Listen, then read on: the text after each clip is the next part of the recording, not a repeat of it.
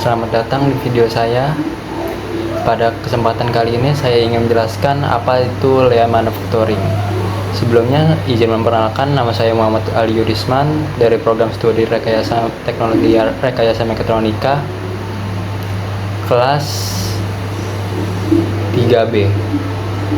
Yang pertama, saya ingin menjelaskan apa itu layout manufacturing.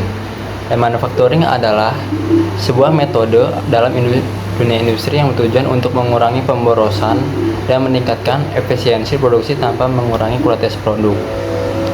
Nah, konsep ini pertama kali dikembangkan oleh Toyota melalui sistem yang dikenal namanya Toyota Production System atau disebut TPS.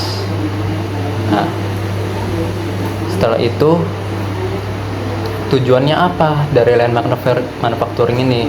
Yang pertama, tujuannya yaitu untuk menghasilkan produk lebih cepat. Yang kedua, dengan biaya lebih rendah tanpa mengorbankan kualitas dan tetap memenuhi kebutuhan pelanggan. Oke, selanjutnya ada 7 jenis pemborosan utamanya pada line manufacturing yang harus kita hindari. Yang pertama ada overproduction atau produksi berlebihan. Contohnya kita memiliki pabrik yang membuat 1000 produk, padahal produk yang dipesan hanya 700. Nah, akibatnya barang tersebut akan menumpuk di gudang. Nah, itu contoh dari overproduction. Dampaknya biaya penyimpanan naik, risiko barang rusak. Nah, selanjutnya ada waiting atau menunggu.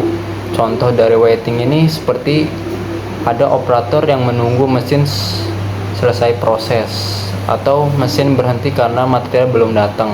Nah, itu otomatis kan operator biasanya nunggu kan. Nah, itu masuk salah satu pemborosan. Nah, dampaknya apa? Dampaknya waktu terbuang, produksi jadi lambat. Nah, seperti itu.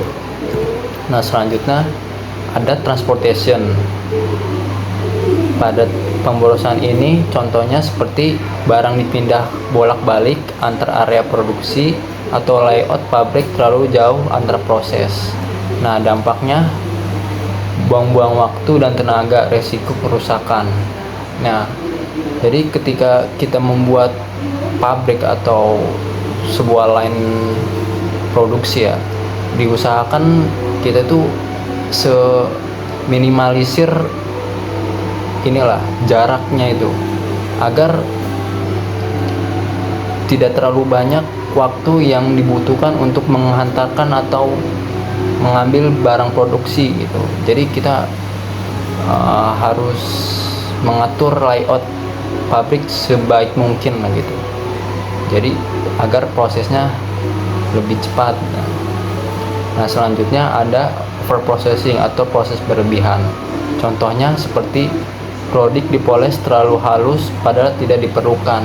Nah, jadi yang harusnya produk ini nggak perlu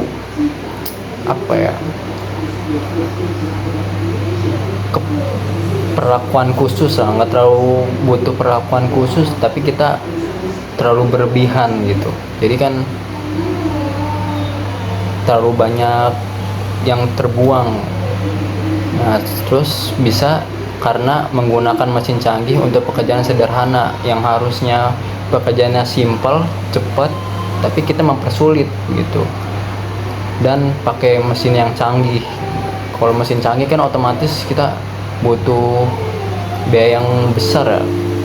Karena kan biasanya listriknya dia butuh power yang besar biasanya kalau mesin yang canggih itu. Nah, dampaknya itu buang waktu dan biaya.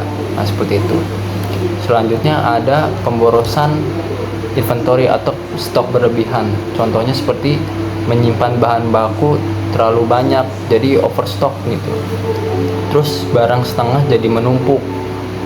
Yang seharusnya stok ini nggak terlalu banyak, tapi kita kebanyakan stoknya.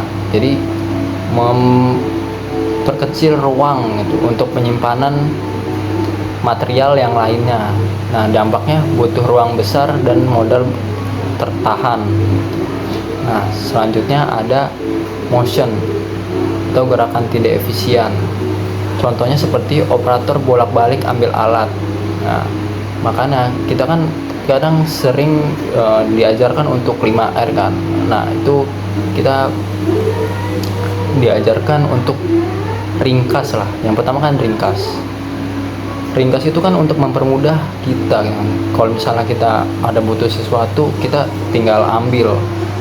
Jadi yang apa yang di atas meja kita itu apa yang kita butuhkan. Kalau yang kita nggak butuhkan ya kita taruh, kita simpan. Nah seperti itu. Terus posisi alat kerja tidak ergonomis. Nah, jadi kalau ya tidak menggunakan prinsip yang ringkas ini ya seperti itu, posisi alat kerja tidak ergonomis, jadi ribet lah gitu, kita mau barang yang kita butuhkan tapi nggak ada di meja kita gitu. Dampaknya apa? Capek, kerja jadi lambat gitu karena kita terhambat karena proses nyari produk atau alatnya itu kan yang kita butuhkan. Nah yang terakhir ada defect atau cacat produk. Contohnya seperti produk salah ukuran. Nah itu kan kita sendiri juga kan yang rugi. Otomatis kita butuh produksi untuk mengganti yang barang cacat ini kan. Terus selanjutnya harus rework atau dibuang. Nah itu salah satu kerugian yang sangat fatal kan kalau misalnya dibuang. Kita buang-buang material, buang-buang waktu, biaya gitu kan. Nah dampaknya apa? Rugi material dan waktu. Nah seperti itu. Nah selanjutnya ada prinsip lean manufacturing.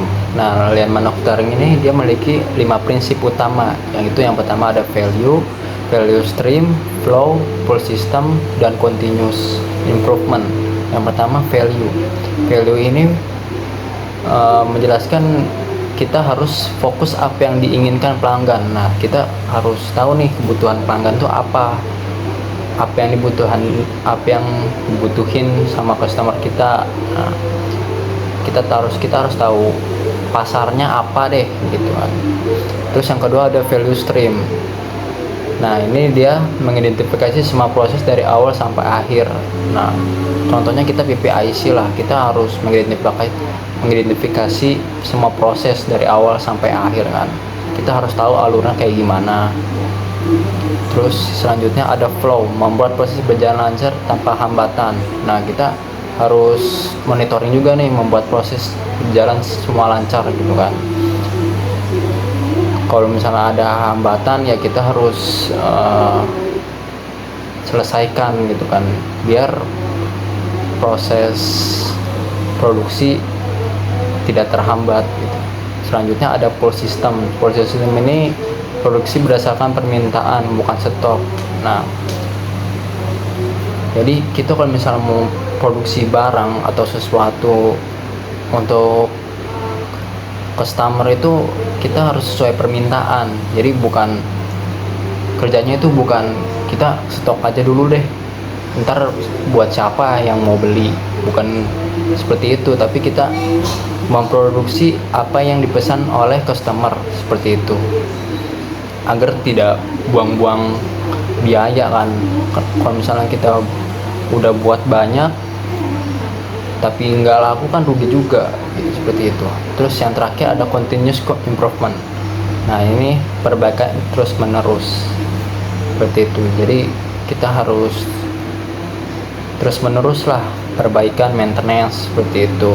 Apa yang harus diimprove gitu, apa yang harus dikembangkan biar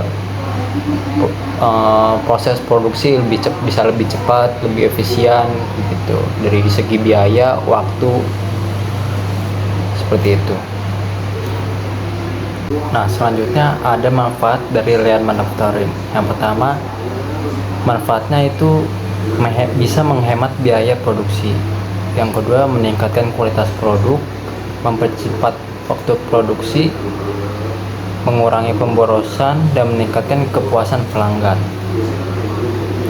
Nah selanjutnya ada contoh nyata di pabrik. Nah ini contoh kasus lah yang bisa kita lakukan kalau misalnya ada kasus di pabrik kita gitu, bisa kita selesaikan dengan apa gitu. Nah misalnya ini kita contoh kasusnya ada di mesin stamping ya. Nah masalahnya yang pertama ada waktu tunggu material. Nah ini kan termasuknya wasted waiting kan, pemborosan waktu menunggunya ini kan. Terus yang kedua, operator jalan jauh ambil alat. Nah, yang ketiga, produksi cacat atau defect. Nah, apa sih yang bisa kita lakukan? Nah, dari solusi dari lean manufacturing ini kita bisa kita lakukan dekatkan material ke mesin, terus ada posisi alat dan perbaiki setting mesin seperti itu. Dan kesimpulannya, lean manufacturing ini adalah sebagai cara kerja cerdas untuk menghasilkan produksi lebih efisien, lebih hemat, dan lebih berkualitas dengan menghilangkan hal-hal yang tidak perlu. Dan mungkin itu saja yang bisa saya jelaskan tentang lean manufacturing. Bila ada salah kata atau penjelasan yang kurang jelas, mohon dimaafkan. Sekian dari saya. Terima kasih.